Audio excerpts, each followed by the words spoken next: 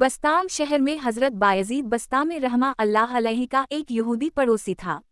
ये यहूदी आपकी गली में ही रहता था और बहुत गरीब था। एक सख्त सर्द रात थी और अंधेरा बहुत गहरा था। अचानक आपने महसूस किया कि यहूदी पड़ोसी के घर से किसी के रोने और कराहने की आवाज़ें आ रही हैं। आप फौरन बेदार हुए और खिड़की से देखा तो मालूम हुआ कि इसके घर में चिराग की कोई रोशनी नहीं है और यहूदी मियाँ बीवी परेशान हाल हैं।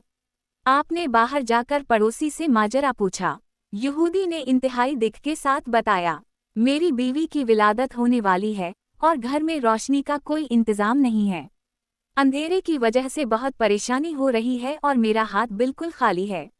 हजरत बायजीद बस्तामी रहमा अल्लाह अलैहि ने ये सुनकर एक लम्हे की भी देर ना की और फौरन अपने घर तशरीफ ले गए।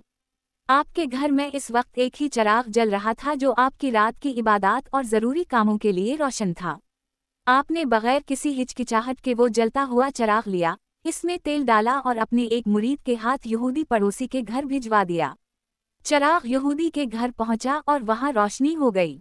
विलादत का अमल खैर वाव आफियत से मुकम्मल हवा और इस घर का अंधेरा दूर हो गया।